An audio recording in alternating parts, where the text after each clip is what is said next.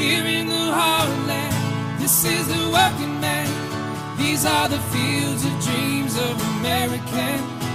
No, you can't take that away, 'cause I wanna stay here in the heartland. I'm here in the heartland.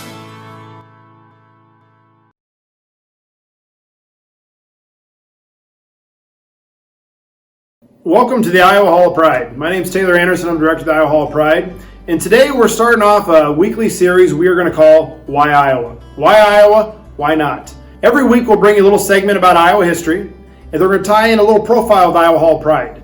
And then finally we'll have a third segment to culminate with our weekly show to give viewers at home a taste of the Iowa Hall of Pride, to also give our students who are doing their virtual learning an opportunity to find out more about this great state. At the end of the day, the two people that know the least about Iowa, those who've never been here, those who've never left. So while you're here, we're going to educate you about this great state, and then go see the world, but have that sense of place. Today in Why Iowa, we're going to address the issue is, why is Iowa so connected to agriculture? Whenever you travel abroad and someone says to you, hey, where are you from? You say, I'm from Iowa. They always have this assumption that you must grow up on a farm, or all you do is grow corn, or you just eat corn. Iowa does have a strong connection to agriculture, and we always will be. But have you ever wondered why? Well, the reason goes back several hundred years. And when the glaciers pushed through here, we had three air masses that collide over the state of Iowa. We got the northwest prevailing winds, we got the easterlies over the Rockies, and we got that warm Gulf air from the south. And this creates a situation where we have equal evaporation and equal precipitation. This is the perfect environment for the tall grass prairie. Now, the dominant grass of the tall grass prairie was the big bluestem. And so when the settlers first came across here, some of the settlers would write about being able to tie the big bluestem in a knot on the pommel of their saddle coming across the prairie. Well, that dominant grass, big bluestem, thrived in this environment, and there's a crop that also thrives in that same environment. You guessed it, corn. Corn is king here in Iowa, and that is why we're an agriculture state, and that's why we'll always be an agriculture state. But when I talk to students that come to the Hall of Pride, I often ask them, do you think Grandma and Grandpa growing up on the farm had a few more chores than they do today? And a lot of times they'll agree. But I also remind them they have a lot more opportunities than Grandma and Grandpa did. Our school-based activities get involved in football, wrestling, basketball, band, speech. There are so many opportunities for our students to demonstrate that great work ethic that came out of agriculture within Iowa. So my advice to students next fall when we get back into school, get involved. Be a part of a team. Be a part of something bigger than yourself. Whether it be student government, whether it be athletics, we look forward to seeing you compete in the classroom and compete in the competition field and performing on the stage. As a reminder to all our visitors, all Iowa students have free admission to the Iowa Hall of Pride thanks to Musco Lighting.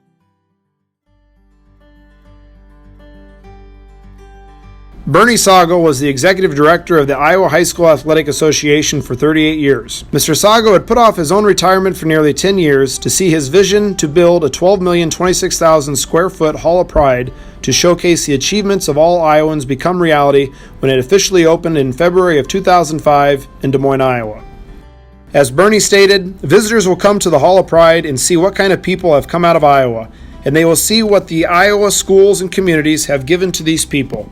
It will be a good reminder for all of us who are Iowans. You know, I tell kids, I could never have been a professional basketball player. Little squirt like me. And yet, the guy who won the dunk contest, the NBA, stands shorter than an inch shorter than me. And then I tell him, no, I could never have been a professional basketball player. Could have coached them. I could have refereed them. I could have built the building they played in. I could have taken films of their pictures. I could have been their financial consultant. I could have been their lawyer. I could have been their trainer. There's a place for you, whatever you want. It's so simple. People make life so darn complicated. You get a goal or a vision, and you gain all the skill and knowledge about that goal. And you get a plan, and you never give up. You're going to get it. And if you don't get it, you'll be so close it won't make any difference. So I tell kids, there's 5%. And I tell them those great big tall basketball players, they couldn't be jockeys either because their feet would drag on the track. And they always like that. And then I say, they could have owned the horse. Just as Bernie Saggau had a vision to celebrate the accomplishments of all Iowans at the Hall of Pride, today students visiting shared their goals of how they will impact their community on Mr. Saggau's vision wall. What does ballooning, and particularly this week, do for Indianola and Iowa in this community? Oh my goodness, we had 4,000 to 5,000 volunteers from the community that worked to help with crews, to set up the balloon field, provide all the hospitality events, publicity for the event. So the community is totally committed to the event because it takes so many people to help put it on.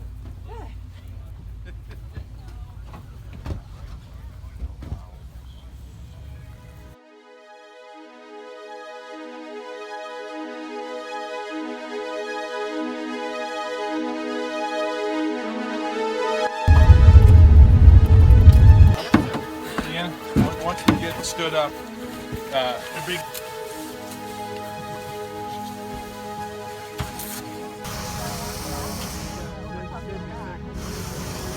I'm Annie Laurie Points, and I got my license in June 2nd of 1978. So I've been ballooning for 40 years. What is that about ballooning that just keeps you coming back every year? Part of it is the camaraderie. We call this Old Home Week.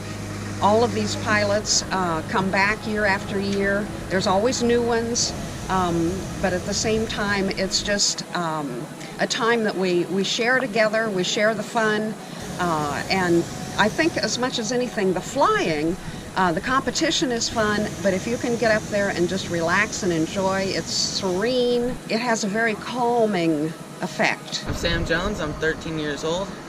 I've been ballooning since I was about 5. It's really fun. You gotta try it sometime if you haven't done it already. Really peaceful, not at all what you expect.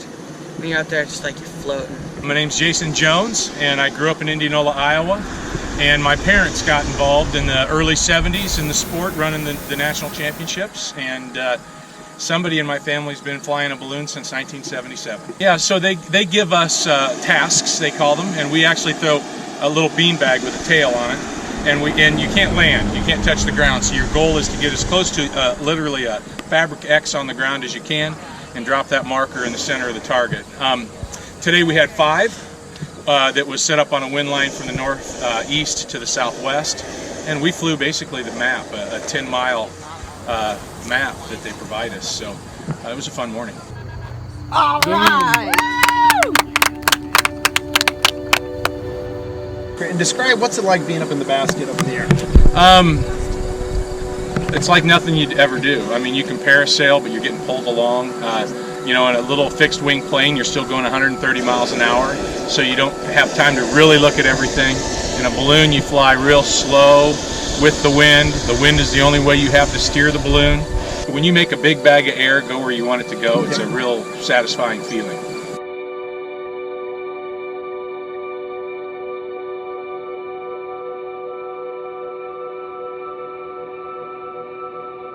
Thanks for checking out our video at the Iowa Hall of Pride. Be sure and subscribe below and check out our other playlists to find out more information about the Iowa Hall of Pride.